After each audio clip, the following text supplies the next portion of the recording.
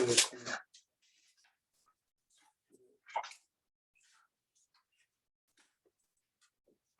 자, 오늘은 창세기 29장 몇 절부터죠? 21절부터죠. 21절부터 35절 끝까지 몇 절씩 돌아가면서 있도록 합니다. 제가 먼저 읽을게요. 야곱이 라반에게 이르되 라반이 21절? 21절.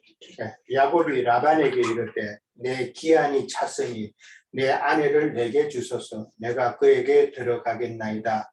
라반이 그곳 사람을 다 모아 잔치하고 저녁에 그의 딸 레아를 야곱에게로 데려가며 야곱이 그에게로 들어가니라. 라반이 또 그의 여종 실바를 그의 딸 레아에게 시녀로 주었더라. 야곱이 아침에 보니 레아라 라반에게 이르되 외삼촌이 어찌하여 내게 이같이 행하셨나이까? 내가 라헬을 위하여 외삼촌을 섬기지 아니하였나이까? 외삼촌이 나를 속이시면 어찌 됨이니까? 라반이 이르되 언니보다 아우를 먼저 죽은 것은 우리 지방에서 하지 아니하는 바니라. 그를 위하여 7일을 세우라.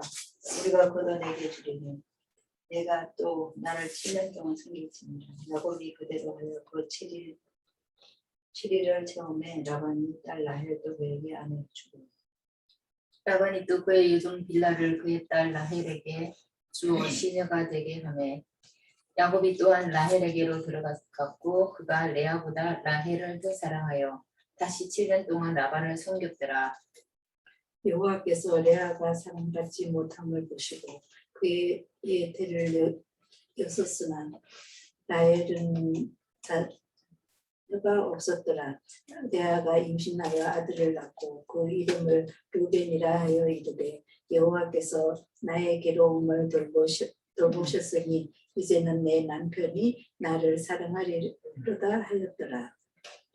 그가 다시 임신하여 아들을 낳고 이르되 여호와께서 내가 사랑받지 못함을 들으셨으므로 내게 이 아들도 주셨도다 하고 그 이름은 시므온이라 하였으며 그가 또 임신하여 아들을 낳고 이르되 내가 그에게 새 아들을 낳았으니 내 남편이 지금부터 나와 연합하리로다. 그리고 그 이름을 레이라 하였으며 그가 또 잉태하여 아들을 낳고 가로되 내가 이제는 여호와를 찬송하리로다 하고 이로 인하여 그가 그 이름을 유다라 하였고 그의 생산이 멈췄더라.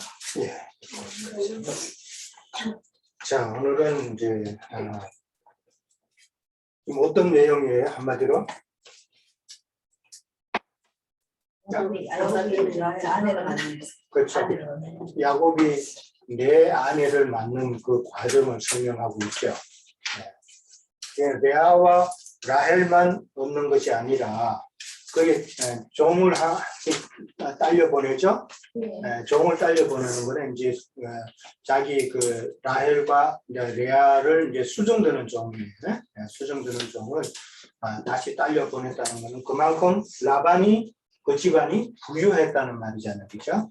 그런 의미로 이제 우리가 받아들이면 되고, 자. 그 야곱이 지금 내 아내를 지금 얻는 과정을 지금 우리가 읽었는데 내 아내는 무엇을 상징하는 거예요? 내 아내는 지금 그리스도의 배피를 지금 상징하는 거라는 것이죠. 내 아내를 얻는다는 거는. 그러니까 야곱이 그 내 아내를 얻는 거는 그리스도의 교회는 이제 아내는 이제 교회로 본 거예요. 그리스도의 배피를 상징하는 그런 의미다라는 것이죠. 왜냐하면 그리스도의 배필은 바로 교회잖아요, 그렇죠? 교회예요. 이 교회를 상징하는 그 숫자 중에는 어떤 숫자가 생각나요? 교회를 성경에서 교회를 상징하는 숫자. 그렇죠, 7이죠. 7이에요. 계시록에 보면은 7영이다 나오고 7교회라고 그렇게 계시록에 나와 있어요. 그러니까 7이라는 숫자는 교회를 상징하는 거예요. 근데 지금 4가 먼저 나왔잖아요. 그러니까 내 안에 4가 나왔죠. 4가 나왔으면 7이 되려면은 3이 있어야 되죠. 그러니까 3은 3과 4가 연합이 되면은 플러스가 되면 7이 되는 거예요. 숫자를 잘 이걸 이해를 하세요. 근데 이 3이라는 숫자는 성경에서 1은 누구의 숫자예요? 하나님의 수예요. 1은.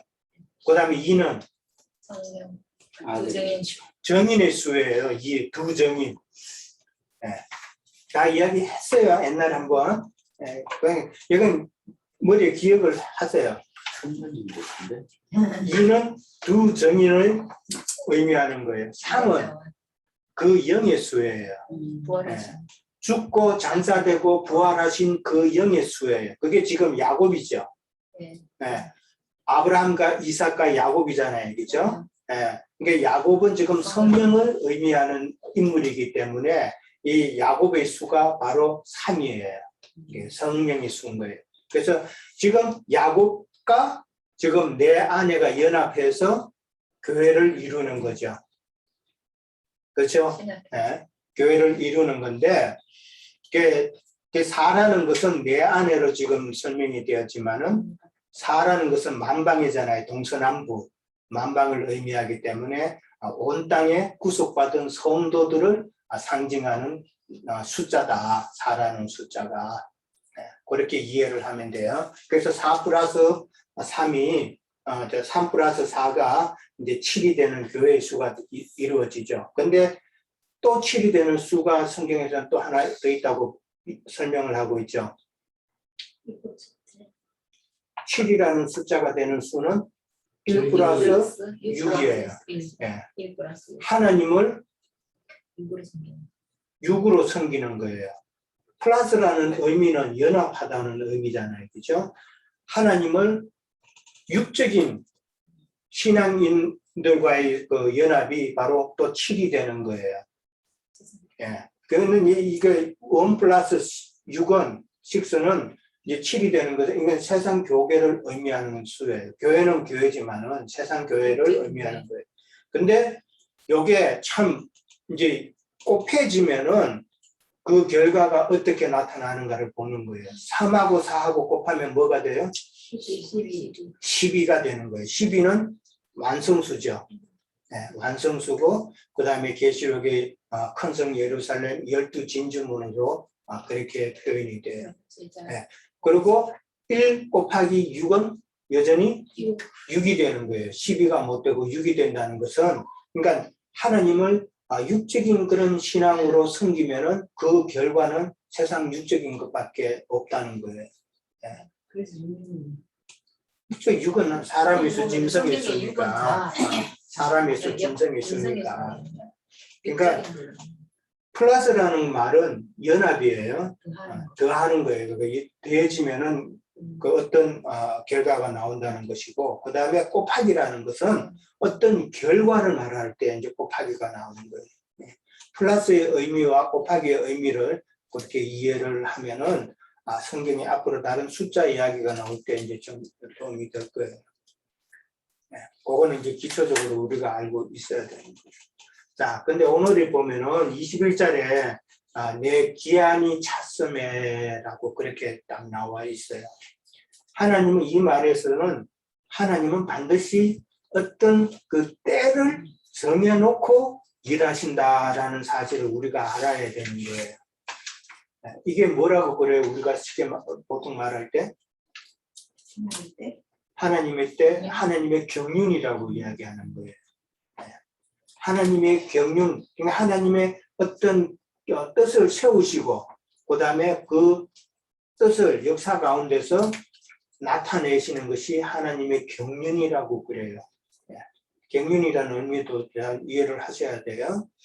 창세기 1장에 보면은 하나님의 뜻이 다 구속사의 뜻이 거기는 나와 있는 거예요.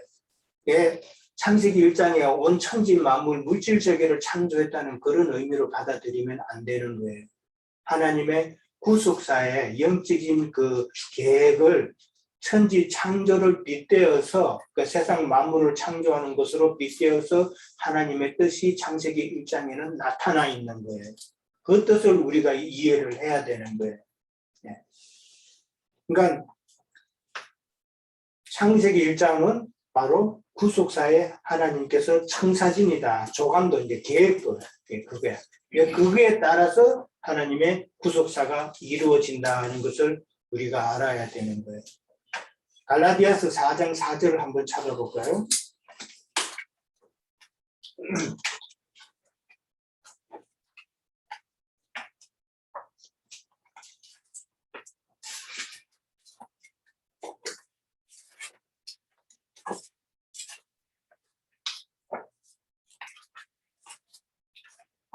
자, 거기에 제가 읽을게요. 4장 4절. 때가 참에 하나님이 그 아들을 보내사 여자에게서 나게 하시고 율법 아래에 나신 것은 이렇게 나습니다. 예수님이 이 땅에 오실 때 때가 찼다라고 그랬죠. 네. 때가 찼다라고 그렇게 나와 있어요. 그러니까 하나님께서는 하나님의 경륜을 이루실 때 반드시 그 때를 두시고 하나님의 일을 하신다 그랬어요. 요한복음 7장 8절에도 보면은 예루살렘 성에 예수님이 이제 올라갈 때가 됐는데, 그러니까 그 제자와 다른 그 형제들이 예수님을 사실은 비방하는 내용으로 예루살렘 성에 올라가 가지고 자신을 드러내라고 그렇게 이야기를 해요. 그랬을 때 예수님께서 내 때가 아직 차지 아니하였다라고 그렇게 이야기해요. 그러니까 예루살렘에 올라가서 잡힐 때가 아직은 아니다라는 것이죠. 그 다음에 마태복음 26장 18절에도 보면은 예수님께서 유월절 만찬을 준비하라고 제자들에게 말씀하시면서 내 때가 가까웠으니 라고 이야기를 합니다. 내 때가 이제 가까웠으니 너희는 유월절 만찬을 준비해서 마가의 다락방에 거기 그 주인한테 이야기를 하라라고 그렇게 나와요. 그러니까 하나님은 반드시 때를 정해놓고 일을 하신다는 사실을 우리가 이제 잘 알아야 되는 거예요. 자, 1번 문제에서 야곱이 라반에게 내 기한이 찼으니 내 아내를 주소서라고 말하였는데 이거는 무슨 말인가? 내 기한이 찼으니 내 아내를 달라고 그랬어요. 내 아내를 달라는 말은 해를 달라는 것이죠. 그렇죠. 혼인의 때가 지금은 됐다는 이야기예요. 여기서 지금 기한이 찼으니라고 나온 말은 이제는 혼인의 때가 되었다는 것이에요. 누가 지금 혼인하는 거예요? 야곱이 혼인하는 것이지만은 실제로는 예수님. 그렇죠. 예수 그리스도께서 지금 이 땅에 오셔서 혼인을 하신 때가 되었다는 이 말이에요. 그렇죠? 네, 예수님은 혼인을 하시는데 예수님은 혼인을 몇 번을 해요? 2번 하죠. 2번을 하죠. 그렇죠. 첫째는 누구와? 그 이방인들하고. 유대인? 그렇죠. 첫째는 유대인이죠. 네. 그 다음에 2번째는 이방인이란 말이에요. 그러니까 그게 지금 오늘 성경에서는 누구와 누구로 나타났어요? 레아하고 라헬로 나타났단 말이에요. 근데 이게 지금 읽다 보니까 헷갈리는데 네.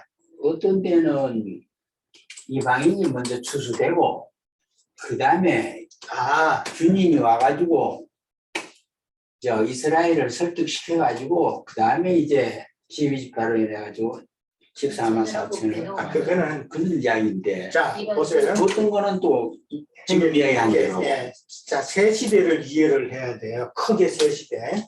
크게 세 시대인데 율법 시대가 있죠. 그렇죠. 율법 시대가 있고 그 다음에 교회 시대가 교회 있죠. 시대. 그 다음에 천년왕국 시대가 있죠. 그러니까 지금 형제님이 말씀하신 건 이방인의 수가 차고 그 다음에 12지파가 구원을 받는다는 것은 교회 시대 다음에 천년왕국 시대를 이야기하는 거예요. 오케이. 그러면 그렇죠.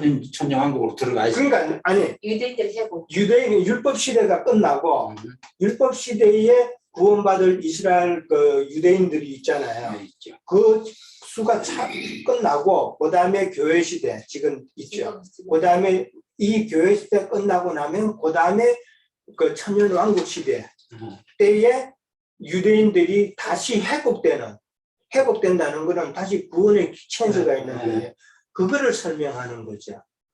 그러니까 이방인이 먼저 구원받고 그렇죠. 그다음에 천년왕국 시대로 넘어가는 거예요. 아, 이스라엘이 구원받기 전에 아니 구원 이스라엘은 율법 시대에 한번 구원을 제일 받았죠. 먼저. 그렇죠. 예. 이스라엘이 유대인들이 먼저 한번 받고 그다음에 이방인들이 받고 그다음에 천년 왕국 시대에 버려졌던 게 무화과 열매가 없다 그랬잖아요. 이방인을 끊어버리고 오늘 지금 레아가 출산이 멈추었더라라는 말이 있죠. 예. 그거는 유대인들의 그 구약 율법 시대가 끝났다는 이 말이에요. 예. 출산이 멈추었다는 말은. 그런데 레아가 지금 다음 주 할 이야기지만은 요 5명만 지금 4명만 그 놓고 끝나는 게 아니에요.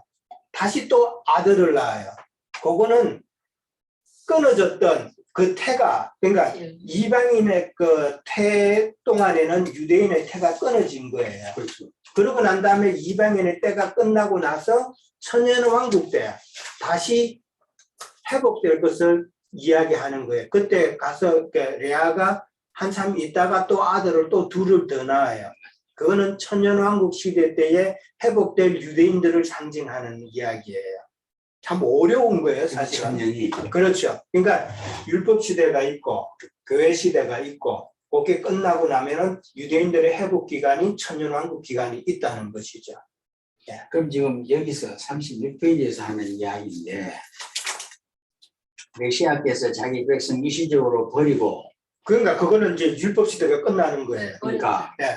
그다음에 이방인의 충만함을 채운 후에 그동안 버렸던 이스라엘 그렇죠. 12지파를 다시 그렇죠. 그게 이제 이스라엘 천년왕국 구원하고 그다음에 이제 아들이 아버지께 바치는데 그렇죠. 그게 천년왕국이 끝나면은 이제 아버지가 이제 교회 시대와 그 천년왕국 시대의 모든 아들의 나라를 하나님 앞에 이제 구속받은 그 수를 다 채우고 나서 이제 영세로 들어간다는 영세. 것이죠.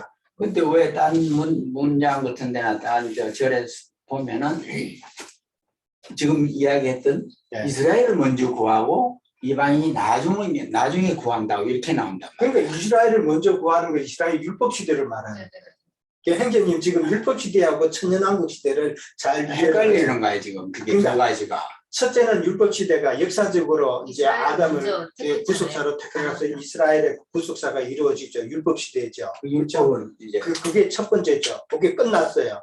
그리고 율법 시대에 그러면은 거기에 그 어떤 이방인이야 이스라엘이잖아. 그러죠. 그 다음에는 이제 그걸로 나가는데 이방인으로 넘어가죠. 왜 또 딴 데서는 먼저 이방인을 먼저 구출하는 건 뭔 뜻이냐? 그거는 예수 그리스도의 천년- 부활을 그러니까 생명으로서는 유대인들을 잠시 이제 끊어내고 그때부터 이야기하는 거고 처음부터 그렇죠. 그냥 두 가지다 이 말이네. 그렇죠. 그러니까 유대인들은 두 번을 이제 받는 거죠. 그걸 이해를 하셔야 돼요. 그러니까 원칙은 이스라엘이 먼저잖아요. 그렇죠. 원래가. 원칙은 자기 백성 이스라엘 그렇죠. 돌아가잖아요. 이 목표, 제 입장의 목표가 그거란 말이야. 그렇죠. 그런데 그게 나는 중간에서 튀어나오니까 그걸 중간에서 이어지는 걸 모르고 이방인을 먼저 하면 안 되지. 근데 이방인을 그렇죠. 먼저 나온다고. 복음이 먼저 이방인들은 유대인들에게 은혜로 갔으니까 그렇게 알았어요. 이제 그건 이게 이제 이게 가장 예. 감사한 거죠 우리가. 자. 클리어하고 끝났어요. 자, 예수님께서 자기 백성 첫 번째는 자기 백성 유대인과의 그 이제 혼인을 이제 결혼을 먼저 해야 된다라는 것이에요. 그게 예수님이 이 땅에 오신 목적 중에 하나가 바로 구속을 이루기 위함도 있지만은 자기 백성의 그 때를 끝을 맺어야 되는 거예요. 그 끝을 맺는 방법이 뭐예요? 한 시대를 끝맺는 방법은 혼인으로 끝맺는 거예요. 혼인으로. 그러니까 예수님이 이 땅에 오셔서 사실은 자기 백성들과의 그 혼인을 하셔야 되는 거예요. 자, 마태복음 22장 1절부터 봅니다. 이게 좀 어려워요. 아내를 구하는 예피를 구하는 마태복음 22장 1절부터 신약 그 사복음서에는 혼인하는 이야기가 몇 번 나와요. 몇 번 나오는데 그게 어떤 의미를 가지고 이야기하는가를 우리가 잘 이해를 하셔야 돼요. 자, 22장 1절부터 10절까지 많은데, 자, 제가 요약을 해드릴게요. 예수님께서 비유로 이야기하는 거예요. 천국은 마치 자기 아들을 위하여 혼인잔치를 베푼 어떤 임금과 같으니라고 그랬어요. 여기 어떤 임금은 누구예요? 하나님을 말하는 거예요.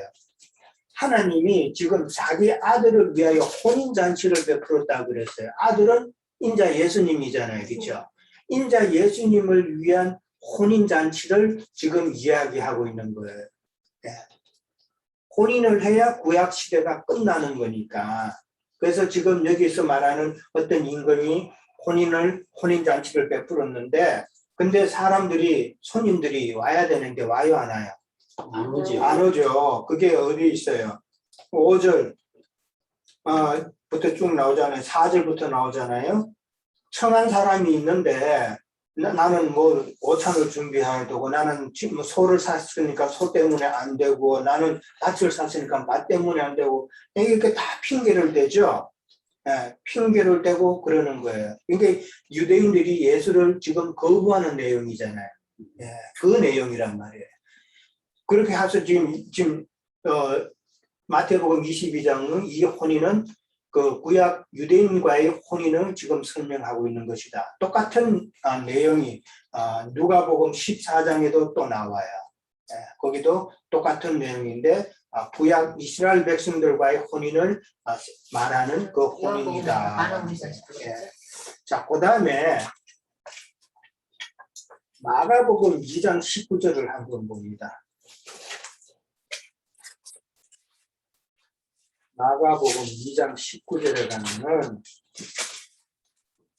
2장 18절부터 사실은 봐야 돼요. 제가 읽을게요. 2장 18절. 요한의 제자들과 바리새인들이 금식하고 있는지라 사람들이 예수께 와서 말하되 요한의 제자들과 바리새인의 제자들은 금식하는데 어찌하여 당신의 제자들은 금식하지 아니하나이까? 그러니까 금식 문제를 가지고 예수님께 지금 시비 거는 문제예요. 그랬을 때 예수님께서 말씀하시기를 혼인집 손님들이 신랑과 함께 있을 때에 금식할 수 있느냐라고 말했어요. 이 말이 뭐예요? 지금 예수님은 지금 신랑으로 왔다는 이 말이죠. 지금 신랑으로 와가지고 지금 혼인 잔치를 하는 그때인데 잔치에는 먹어야 되잖아요. 그죠? 금식하면 안 되는 때잖아요. 그 이야기란 말이에요. 지금. 그러니까 예수님이 이 땅에 오시는 것 중에 하나가, 목적 중에 하나가 지금 혼인하러 왔다는 내용이잖아요. 그거를 우리는 잘 이해를 해야 됩니다. 그 다음에 두 번째는 이방 추수 후에 혼인이 한 번 더 있는 거예요. 그렇죠? 이방 추수 후에 이제 혼인이 다 있는데 마태복음 25장을 봅니다. 이건 우리가 너무나도 잘 아는 내용이에요. 마태복음 25장 42페이지 중에 있어요. 25장 1절부터 13절까지 이제 나오죠. 거기는 우리가 너무나도 잘 아는 열처녀 비유가 나와요. 지금 열처녀가 지금 신랑한테 지금 혼인하러 들어가는 문제잖아요. 그죠? 근데 어떻게 됐어요? 다섯 처녀는 들어갔고 또 다섯 처녀는 못 들어갔죠. 이게 혼인하는 이야기잖아요.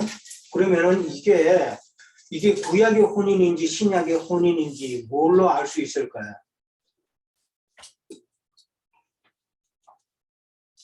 키 폰트가 하나 있어요. 단어 하나가 있어요. 아까 지금 우리가 읽었던 그 임금이 준비한 그 혼인잔치하고는 안 나왔던 단어가 있어요. 한번 찾아보세요. 그게 뭔지. 그렇죠. 기름. 등이라는 말이 있잖아요. 등을 준비했는데 등이라는 게 뭐예요? 기름이잖아요. 그렇죠? 기름이 있어야 되잖아요. 기름이라는 것은 성령이란 말이에요. 성령. 구약 시대에는 성령이 있어요? 그러니까 진리와 생명의 말씀으로 거듭난 그 영이 구약 시대에는 없는 거예요. 그러니까 이 등을 준비했다는 거는 열처녀가 다가 진리와 생명의 말씀으로 거듭났다는 의미인 거예요. 진리의 말씀으로 일단은 거듭났어요. 근데 다섯 처녀는 미련해가지고 기름이 준비가 안 됐다는 말이잖아요. 그러니까 우리가 믿음 생활을 해서 구원을 받았다 해도 등에 기름이 준비가 늘 기름 공급이 준비가 돼야 된다는 것을 지금 가르쳐 주고 있잖아요. 그렇죠? 네. 그럼 성령이 필요한 거예요? 그렇죠. 그 등은 항상 기름은 성령을 의미하는 거예요. 말씀으로. 예. 그 성령은 곧 말씀이죠. 깨달아진 영으로 풀어준 말씀이기 때문에 그 말씀이 늘 공급이 돼야 되는 것이죠. 그 말씀이 공급되는 때는 예. 그 열 처녀 다 등은 있었잖아요. 그렇죠. 그런데 다섯 처녀는 이제 기름이 떨어지고 또 다른 다섯 처녀는 기름이 떨어졌으면 다 또 준비를 하고 오는 상태고 그렇죠. 다른 사람은 그러면 이 등하고 기름은 이게 내용이 좀 다르다는 얘기 아니에요? 그렇죠.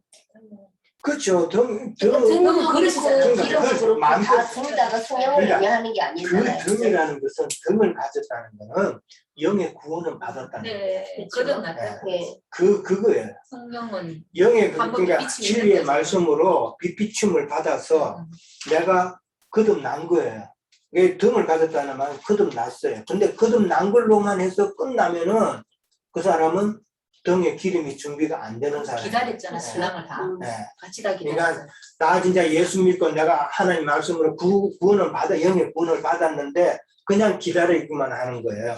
다른 사람들은 받았으니까. 그러니까 네. 어쨌든 왜 등만 받았으니까. 있으면 안 되잖아. 그렇지. 성경 갈 거야, 플러스 아니면 이제 기름이 더 그러니까. 이제 이게 기름을 계속 공급을 준비한다는 받아야 되는 것은 거지. 혼의 구원을 계속 이루어간다는 이루어가는 그 의미란 말이에요. 되게 아, 중요해요. 영이 아닌 그렇죠. 성령이 아닌 혼의 구원을 계속. 그렇죠. 그 등에 기름을 계속 그 안에 계속 준비했다는 되는 것은 거예요. 아, 이게 진리의 말씀을 계속 공급을 받아서 이게 장작교회에서 나오는 그 진리의 말씀을 계속 공급받아서 참 내 잘해야 되죠. 이게 혼의 구원을 이루어가는 과정을 지금 우리는 이야기를 하는 거예요. 그러니까 네. 지금 우리를 따지면은 우리가 지금 기름을 준비하는 그렇죠. 과정이 있다는 얘기입니다. 그리고 이 지금 단장하고 그 있는 거죠. 어리석은 다섯 여인은 어떻게 돼요?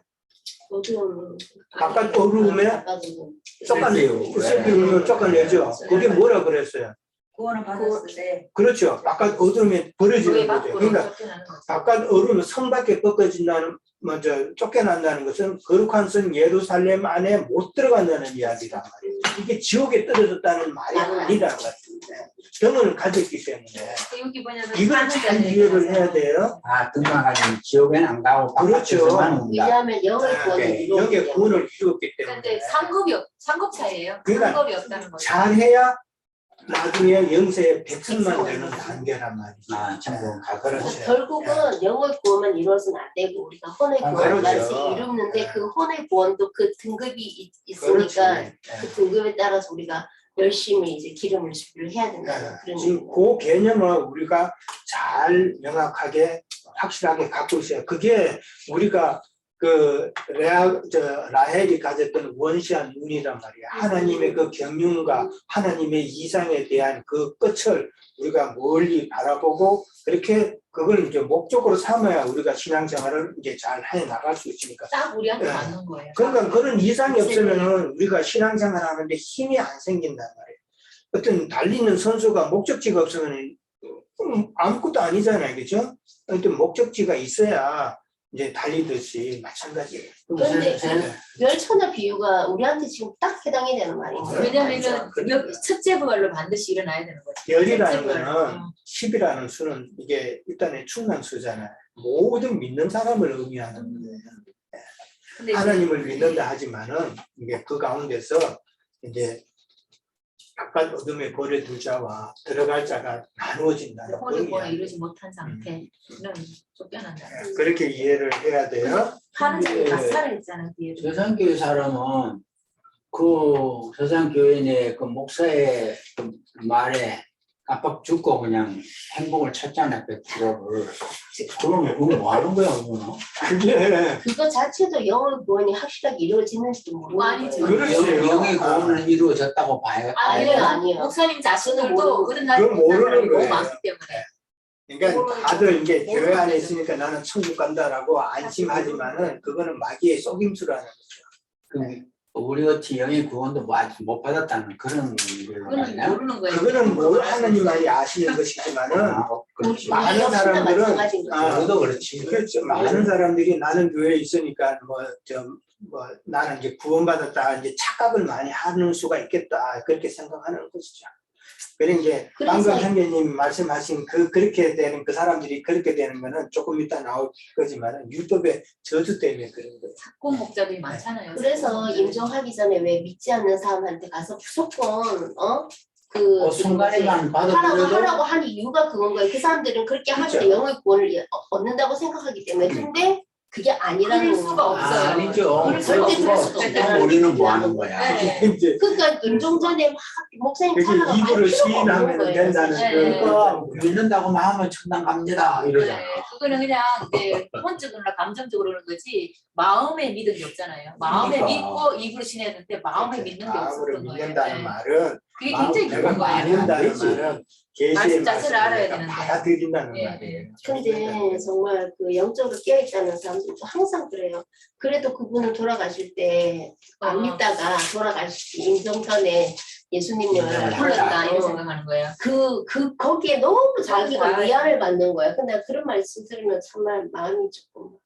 그게 남한테 보여주기에 좋은 표본이지. 근데 이제 가족들 입장에서는 그렇게 하지 마음이 편한 그렇죠. 거예요. 자기 마음. 그러니까 이제 네. 가족한테 위로하는 말이지 말씀으로 따져보면 그렇게 구원을 모르지만 그렇게 구원을 받는 거. 그러니까 우편강도를 이제 예를 들어서 얘기하는데 우편강도 그 전부터 계속 믿어한 사람이에요. 그래서 이제 그때 이제 회심을 한 거지. 그걸 가지고 그때 예수님을 영접했다 이렇게 이제 표현을 하는 거죠. 자, 한 군데만 제가 또 찾아볼게요. 계시록 19장 7절 말씀.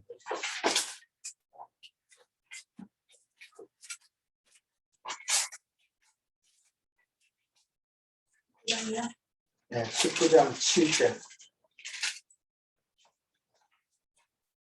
418페이지쯤 있어요. 제가 읽을게요. 우리가 즐거워하고 크게 기뻐하며 그에게 영광을 돌리세 어린 양의 혼인 기약이 이르렀고 그의 아내가 자신을 준비하였으므로 그에게 빛나고 깨끗한 세마포 옷을 입도록 허락하셨으니 이 세마포 옷은 성도들의 옳은 행실이로다. 결혼식장의 옷이 뭐라고요? 세마포 옷이라는 거예요. 지난번에도 제가 한번 말씀드렸죠. 이 희고 깨끗한 성도들의 세마포의 옷을 반드시 입어야 된다. 그게 성도들의 옳은 행실이라고 그랬단 말이에요. 성도들의 옳은 행실이라는 것은 혼의 구원을 이룬 것을 말하는 것이다. 네. 자, 여기 이제 신랑이 혼인 기약이 이뤘다 그랬는데 신부에 대한 그는 이제 세마포 옷을 입은 자가 이제 신부인데 신부는 여기서 말할 때 개인적으로 나오는 거예요, 아니면 단체적으로 나오는 거예요? 개인이겠죠. 근데 구원이 두 가지가 있다면서요. 본인잔치에는 이런 사람들이 같이 들어가는 거잖아요. 자, 개인적으로. 이것부터 먼저. 자, 혼인, 우리가 많은 세상 교육에 있으면서 내가 예수님의 신부가 되어서 예수님과 혼인한다. 이렇게 생각하는 거예요. 야, 그러면 그건 개인적이죠. 이게 지극히 개인적인 거예요. 그게 어떻게 보면은 참 맞는 말 같지만은 성경을 자세히 보면은 그게 아니라는 거예요. 자, 계시록 한 군데 21장 10절을 봐요. 이건 교회 중에 일어나는 거니까. 예수 어린 양의 혼인 기약이 이르렀는데 그 혼인 기약에 대한 신부에 대한 이야기는 방금 거기서는 없었어요. 근데 21장 10절에 가면은 뭐라고 나와 있어요? 이거 한번 읽어봐요. 성령으로 나를 데리고 크고 높은 산으로 올라가 하나님께로부터 하늘에서 9절부터. 9절부터 네. 일곱 대접을 가지고 마지막 일곱 재앙을 담은 일곱 천사 중 하나가 나와서 내게 말하여 이르되 이리 오라. 내가 신부 곧 어린 양의 아내를 내게 보이리라 하고 성령으로 나를 데리고 크고 높은 산으로 올라가 하나님께로부터 하늘에서 내려오는 거룩한 성 예루살렘을 보리니. 예, 거기까지. 자, 그럼 신부가 지금 누구라고 나와 있어요? 거룩한 성 예루살렘. 거룩한 성 예루살렘이란 말이에요. 2절에도 있어요. 2절에. 예. 거룩한 성 예루살렘이 바로 어린 양의 신부라는 말. 이건 단체적인 거예요. 단체적인 거. 예. 혼인집에 그 잔치할 때 그 잔치한다는 그 말은 그러니까 잔치에 그 많은 사람들이 이 거룩한 성 예루살렘에 참여해야 되는 걸로서 나오는 거예요. 그 거룩한 성 예루살렘에 들어간 자가 다 지금 어린 양의 신부라는 거예요. 이게 단체적인 거예요. 열천에도 5명이더라. 그러니까 개인적인 의미가 그렇죠. 아니라는 걸 반드시 거룩한 성에 들어가는 것이 우리가 예수님의 어린 양의 신부가 되는 것이다라는 사실을 이해를 하셔야 돼요. 이거 사실 좀 어려운 이야기예요. 그러니까 안 들어봤던 이야기니까.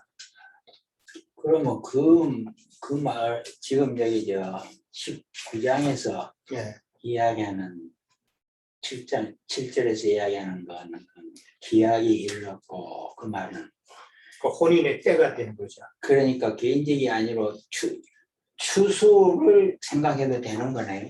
그러니까 추수는 개인적으로 개인이 아니잖아. 추수는 여러 개를 개인적으로도 될 수 있고 그 다음에 단체적으로 어떤 모임에 그냥 추수는 어떻게 보면 개인적이에요. 그러니까 그래요? 신부가 되는 문제는 이거는 그 자기 안에 들어가야 그러니까 거룩한 성 예루살렘은 12스타디온 정사각형이잖아요. 그러니까 반듯한 신앙 안에 들어가야 어떤 그 테스트를 거쳐서 거기에 들어갈 자격을 말하는 거예요. 사실 정사각형이라는 말은. 그 자격 안에 들어간 자가 신부가 된다는 그런 의미로도 이해를 해야 돼요. 근데 그렇게 하면 좀 어렵고 네. 개인적으로 우리가 하나님한테 본을 받잖아요. 생명이로 거듭났잖아요. 개인적인 거지.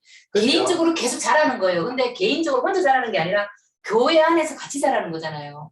교회 안에서 말씀을 같이 먹는 거잖아요. 그러면 그러니까 나중에 어떠한 교회 생활하고 그 교회 생활을 같이 해서 같이 먹고 마심이 됐으면 같이 연합하는 거잖아. 그러고 난 뒤에 이제 사후세계에 가는 것도 각자가 가잖아. 각자가 추수되는 거야. 각자가 죽는 게 다 들리잖아. 그때는 각자 가지만 나중에 그리스도의 심판대에서 부활의 날이 있다 그러잖아요. 예수님 재림 때. 그때는 같이 일어나는 거지. 같이 주니까 혼인잔치. 같이 공중에서 혼인잔치 하잖아. 그거는 그 단체지. 개인적으로 아니잖아. 하나님이 나 한 명만 키는 게 아니잖아. 그거를 말하는 거죠. 그러니까 개인적으로 계속 상황에 따라서 달라진다는 거예요. 개인이 자라야 개인이 하나가 돼서 지체가 하나 돼서 이제 교회가 되는 거니까 내가 무슨 성전이다 이렇게 말하는 것도 말이 안 되고 그러니까 우리는 그냥 두 하나의 가지 지체인 거야. 두 가지 다가 이루어져야 된다는 얘기잖아요. 당연하게 내가 의의 옷을 입어야 되는 거예요. 그래야지 주님의 신부 성에 같이 들어가는 거지. 그렇게 해서 새 여자님이 같이 내려온다 했으니까 자, 그렇게 하면 추수할 때 개인적인 것도 있지만 나영대는 항상 그랬잖아요. 별단에 단에 묶여서 단에 묶여가지고 단체로 구할 때도 그냥 있잖아요. 누구의 난에 묶일 것인가. 그렇지. 우리가 이제 그냥 일반 교회에 있다가 여기서 빼내심을 받아서 여기 왔으니까 단체로 거기 그러니까 두 가지 과정을 다 우리가 거쳐야지만 결국은 된다는 얘기를 의미하는 추수 거죠. 때 뭐 같이 한꺼번에 같이 순교당할 수도 있잖아. 정의들이 같이 죽을 수도 있고 그거는 이제 단체 죽는 거지만 개인적으로는 치아에 가지 항상 그 추수라고. 그다음에 일단 거기 됐고 그다음에 이제 22절에 가면은 라반이 고곳 사람을 가무와 잔치했다는 말이 나와요. 예. 근데 그 잔치는 며칠을 하는가 하면은 28절에 보면은 7일을 채우라 그랬죠. 네. 예, 잔치 기간은 7일 동안 하는 거예요. 예. 예. 거기 그 빅물을 잔치를 위해서 이제 혼인하기 위해서 빅물로 지불해야 될 기간은 몇 년이에요? 7년이었죠. 예. 그러니까 7이라는 숫자가 참 성경에 많이 나오는데 그 7년이라는 것은 이제 우리가 잘 알듯이 면제년을 생각하죠. 그 다음에 또 면제년, 또 안식년을 이야기하는 것이고 7.7절이라는 말도 있죠. 뭐를 말할 때 7.7절이라고 그래요? 오순절이에요. 7, 7이 49 다음에 그다음에 오순이잖아요. 오순이라면 50이라는 말이잖아요. 그리고 이제 그것이 확대되면은 50년 신년의 때잖아요. 예. 신년의 율법을 다 알죠? 그 신년이 되면은 묶였던 종 다 풀어줘야 되죠. 땅도 다 원주인한테 되돌려줘야 되죠. 그게 이제 우리가 죄에 묶였던 우리를 예수님께서 해방시켜주는 것으로 이제 이해를 하면 되는 거예요. 근데 거기에 36페이지 보면 예. 혼인 약속과 그 기간에 대한 예표는 하나님이 경륜의 중심이 되는 주제이니 예. 7일 창조로 시작되는 사절기. 예. 그 사절기가 뭐예요? 봄여름 가교. 그 절기. 예. 내가 칠정교 생각. 이게 매 해마다 1년을 사절기를 두고 하나님께서는 이제 농사하시는 농사하시는 거예요. 개인적인 게 영혼을 농사하시는 걸로 비유했다가. 그러니까 이게 7이라는 것은 또 절기 이야기가 나왔으니까 나중에 또 7절기로 또 근데 연결이 돼요. 7일을 7년을 보잖아요.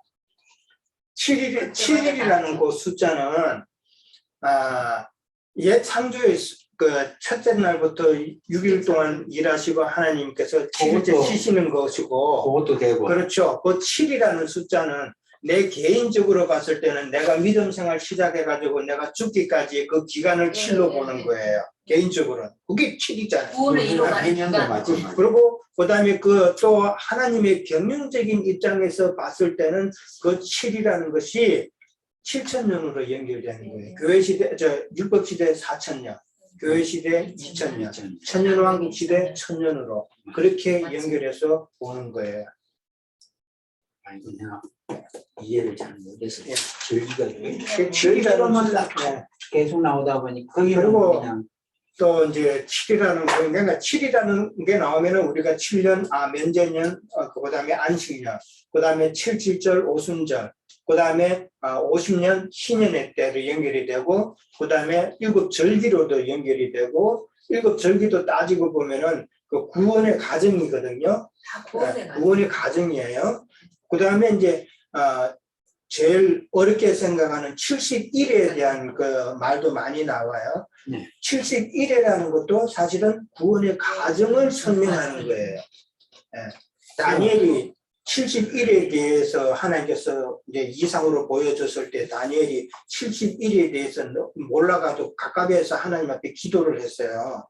그랬을 때 설명을 해준 것이 다니엘서에 나오는데 70일에는 어떻게 나누어지는가 알아요? 제일 처음에는 세 등분으로 나누어요. 70일을. 그 다음 제일 처음에는 7일회로 나누어요. 먼저 7일회. 그 다음에 62일회가 나와요. 그 다음에 마지막 한 일회가 나와요. 그때 62에다가 7일을 더하는구나. 그렇죠. 그래서 71회가 되는 거예요. 제가 방금 전에 71회는 구원의 과정이라고 간단하게 말씀드렸죠.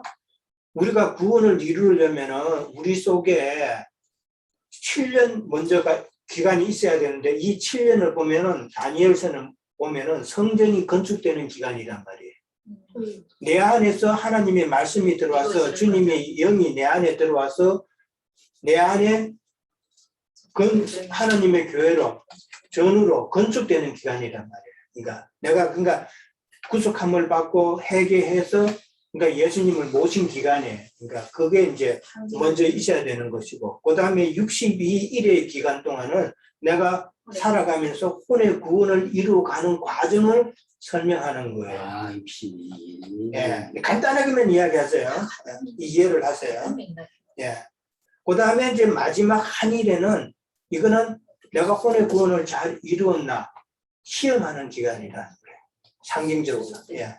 그러니까 추수를 앞둔 것이니까 추수를 앞두고 다 테스트를 해봐야 되잖아요. 그죠? 반드시 우리는 혼의 구원을 이루어가는 데 있어서는 시험의 기간이 있다. 그게 한 일회로 설명을 하는 것이고 그 한 일회는 교회 시대 마지막에 전 3년 반과 후 3년 반으로 또 나누어진다. 그때는 시험의 때다. 전 3년 반은 두 정인의 때고 두 정인이 전 3년 반에 이제 죽는 그때 거예요. 우리가 죽어야 되는 거예요. 예, 그때 이제 같이 죽어야 되고, 그 다음에 후 3년 반에는 짐승의 많은 때는 참 짐승의 때로 인해서 많은 핍박과 어려움이 있는 때다라고 성경은 이야기하고 있는 거예요. 호우 골치 아파. 그 한일에는 뭐를 뜻하는 거야? 그러니까 한일에는 7년 마지막 그 성경에 이제 한일이라는 일이라는 말이 거는 7이라는 그 7년이에요. 그러니까 아까 7일이라는 이야기했던 건 7일하고 또 77년이라는 7이나 똑같잖아. 49년이라는 그러니까 7년이 되는 건데 이제 그거는 일단 접어두고요. 그 한일이라는 말은 일이라는 건 7이라는 뜻이잖아요. 그러니까 그렇죠. 7이니까 그 7년은 마지막 시험의 때를 상징하는 단어예요. 마지막 시험. 그게 이제 교회 시대 끝에 교회 시대를 마무리할 때에 전 3년 반, 후 3년 반 이렇게 나누어진다. 이제 거기까지는 이해를 하세요. 그럼 일종의 마지막 시험이라는 건 심판을 말하는 거예요. 그렇죠. 그때는 이제 심판이라보다 심판은 그리스도의 심판대가 있으니까 심판 이전에 시험의 때다라고 보시면 돼요. 그게 이제 10처녀 중에서는 5처녀로 추수가 돼야 되는 거예요. 들어가야 되는 거예요. 기름을 준비해서. 그러니까 그게 이제 우리가 혼의 온전한 구원을 이루어서 반드시 그때 추수가 돼야 돼요. 그게 이제 계시로 계속 강령해요. 어려운 말입니다. 네. 네. 오늘 이해 다 못했고. 근데 그게 이제 같은 의미인데 나중에 끝나고 나서 다시 이제 아니 질문을 이런 하세요. 거 저기 설명할 때는 좀 칠판에 좀 적어가면 안 돼요? 그래서 나도 그게 필요한 것 같아. 심판이 말로 하는 것보다 딱 적으면은 눈에 확 들어오고 그러지. 이렇게 써놓고 여기다가, 하면 예. 좀 좋을 것 같기는 해요. 근데 그 번거로울까봐. 나 형제님 그 거 있어요. 한 거 있지 않아요? 뒷판에 자면 뒷판에 하면서 그거 이게 한국인 동영상을 갖다가 그걸 갖다 또 우리가 가려면 이 부분을 많이 찾기가 쉽지 않고 그다음에 어렵게 또 설명이 돼 있기 때문에 어쨌든 영상들을 그래도 계속 좀 들어야 돼. 안 근데 들으면 이게 왜 내 머리에 안 들어오냐 하면은 여러 전반적인 걸 모르니까 이게 이 연관이 안 되는 거야. 지금. 성경도 많이 알아야 되고. 자 이제 오늘 사실 넘어가, 좀 넘어가. 어려운 이야기를 했는데 나중에 마치고 나서 또 다시 질문하시고 설명할게요. 자, 그다음에 두 번째 단어. 자, 질문 봅니다. 야곱이 첫날 밤을 지낼 때 레아인 줄 모르는 일이 발생하게 되죠. 사실은 야곱은 라헬인 줄 알고 좋다하고 첫날 밤 들어갔는데 레아가 이제 또 발견이 되니까 자 야곱이 이제 자기 삼촌 라반에게 이제 따지는 그런 내용이 나오죠. 자, 왜 첫날 밤에 이렇게 레아인 줄 모르는 일이 이렇게 발생을 했을까? 이건 뭐를 이야기하고자 하는 이야기일까? 율법을 저주하여 하나님의 비밀의 정면을 드러내지 않았습니다. 그것도 그렇죠. 그러니까 근데 이 이스라엘이 이 바보들 같이 자기들이 메시아 왔는데도 모르고 죽여버렸잖아요. 예, 그러니까 이 서로 간에 이게 얼굴을 모르잖아요. 죽여버렸다는 그 자체가. 이 얼굴을 모르는 상태에서 죽이고 쉬는 밤을 치는 거랑 똑같은 이야기잖아요. 그러니까 지금 오늘 본문에서는 신랑이 신부를 지금 모르는 것으로 묘사가 됐죠. 그렇죠? 네. 그러니까 신랑이 신부를 모르는 걸로 이제 이렇게 했는데 자매님 말씀대로 이게 같이 들어갔는데 객관적으로 상식적으로 이게 모른다는 거는 조금 이해하기 힘든 내용이잖아요. 그렇죠? 30대 그러면은 그 성경이 그러면 중간에서 바깥치기 하면 안 됩니다. 들어갈 때는 분명히 라일이야. 옛날에는 불이 없었으니까 그렇지. 뭐 그럴 수도 있겠지만 그냥 그 성경이 말하고자 하는 그 포인트는 따로 있다는 이야기란 말이에요. 야곱이 아주 영적으로 확실히 레아인지 라헬인지 이걸 구별할 수 있는 만큼의 그게 아니라는 뜻이 수도 있을 거예요. 그러니까 요거를 사실은 지금 야곱이 자기 신부를 지금 모르는 것으로 설명이 설명이 되었잖아요. 그러나 실제로는 유대인들, 즉 신부가 지금 신랑 대신 예수님을 모르는 것을 설명하고자 하는 표현이다. 그렇죠? 거꾸로 거꾸로 이해를 해야 되는 거예요. 그러니까 지금 유대인들이 구세주로 오신 예수님을 모르는 상황이라는 것을 지금 신랑하고 이게 신부지 이 사건으로 이제 바꾸어서 설명을 해놨다는 것이죠. 비슷한 이야기가 또 하나 있죠. 지금 모르는 그 상황 비슷한 이야기가 에서가 뭐지 작업인지 에서인지 구별을 못하는 거. 그건 아니죠. 그거는 부부 관계가 아니죠. 부부 관계요. 자, 지금 부부 관계인데 지금 야곱과 레아의 관계처럼 그 있잖아요, 그 사람. 그 사람도 며느리인지 모르고 들어간 사람. 그렇지. 누구야?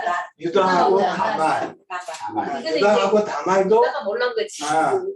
유다가 다말을 자기 자부인지 모르는 상황이었지만은 그것도 말하는 거잖아요. 똑같은 이야기야.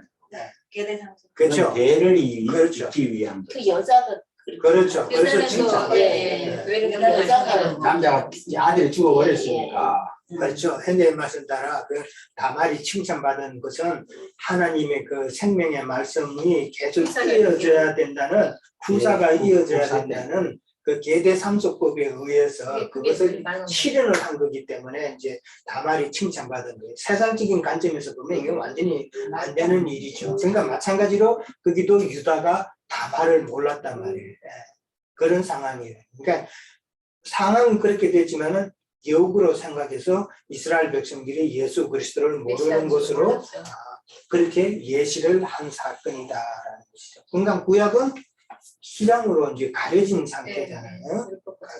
그 다음에 이제 그렇게 아까 그 자매 견의자매도 이야기했지만은 왜 구약 백성들은 그렇게 하나님의 비밀과 경륜 그 다음에 구세주로 오신 예수 그리스도를 몰랐을까? 예수님이 그렇게 내가 곧 하나님이고 내가 그리스도 구세주라고 그렇게 말을 하고 많은 이적도 베풀어주고 했는데 왜 몰랐을까? 그 이유가 뭘까? 율법에 너무 그 세뇌가 돼가지고. 그렇죠. 아까 장면님 이야기했잖아요. 율법의 저주란 말이 있잖아요.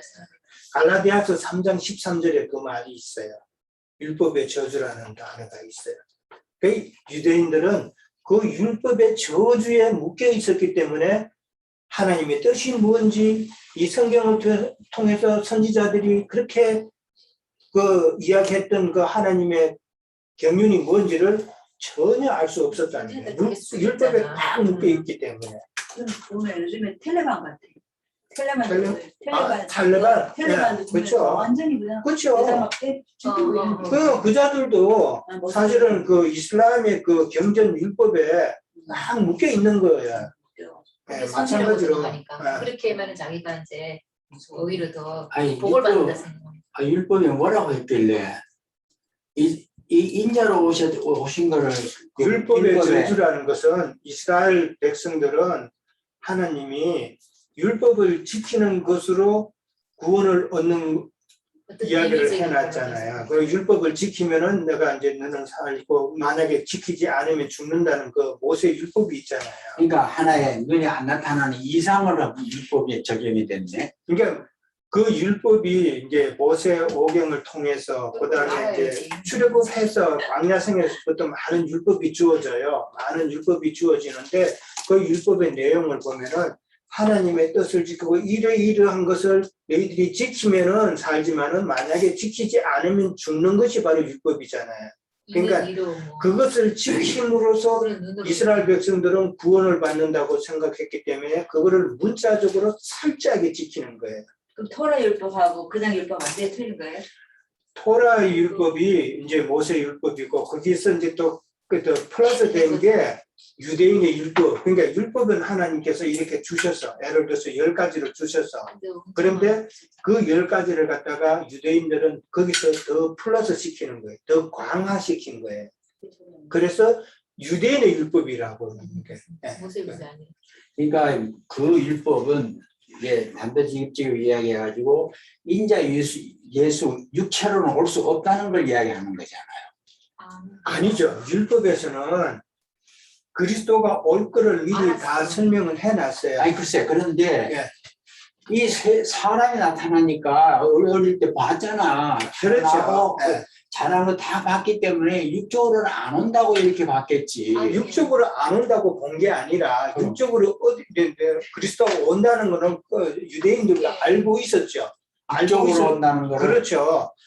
이 땅에 와가지고 알고 있었는데 그 사람들이 그리스도를 기대했던 것은 자기들을 해방시켜주고 자기들을 강한 이스라엘로 다윗이 온 이스라엘을 통일해가지고 강한 이스라엘을 만들었듯이 그리스도가 와서 다윗처럼 또다시 자기네들을 강한 나라로 그렇게 세상적인 관점에서 만들어 줄 거라고 이제 이해를 했던 것이죠. 그렇기 때문에 베들레헴 그다음에 갈릴리 이 총구석에서 나타나리라고는 생각지도 안 했던 것이죠. 그러니까 본인들이 그렇죠. 만들어 놓은 어떤 이상형의 그렇죠. 하나님을 상상을 하고 있었는데 그게 그러니까. 아닌 사람이 왔으니까 그러니까 내 이야기가 그걸 안 하는 거야. 그런 이야기. 못 믿는 거지. 그렇죠. 율법 따질 거 없이 네. 사람으로 나타나는 게 아니다 이거야. 자, 그렇게 이해를 합니다. 자, 그 다음에 이제 외삼촌의 대답이 뭐예요? 참 외삼촌 라반도 현명하죠. 이게 쌤 문화에 네. 언니보다 동생이 먼저 가는 법은 없다. 언니보다 그거는 아우를 먼저 주는 것이 우리 지방에서는 안 되는 안 거죠. 된다. 이게 쌤적인 문화라는 것이죠. 우리나라도 옛날에 요즘은 좀 덜하지만 옛날에는 그랬어, 한국도. 나도 이 여동생이 저 먼저 시집을 갔는데 저 오빠는 그 여동생 시집 그 결혼식장에 들어가면 안 된다고 맞아요. 못 들어가게 했어. 네, 못 그래서 난 보지도 못했어. 우리 남편도 옛날엔 다 그랬지. 요즘은 그게 아닌데. 그리고 또 여자 형제, 남자 형제하고 또 틀려질 치고 가잖아. 여기 형제는 틀림없이 두 형제 여잔데 동생을 먼저 보내고 너 나중에 가 이런 식으로 나갔잖아. 우리가 오빠는 괜찮아. 이해를 해. 왜? 여자는 빨리 보내야 되니까. 그렇죠.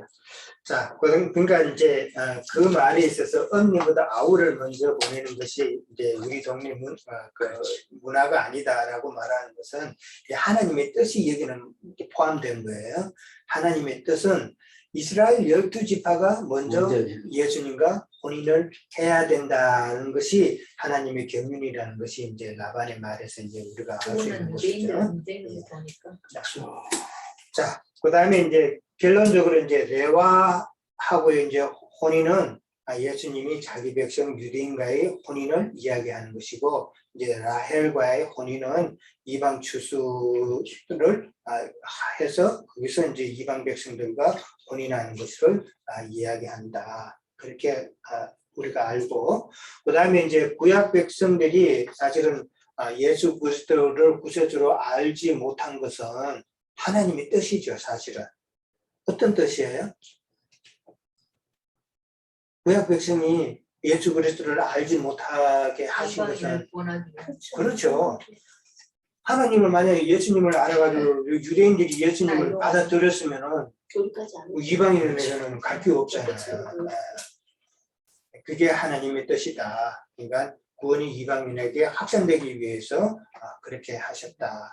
거기까지 여기까지 일단 하고 싶습니다.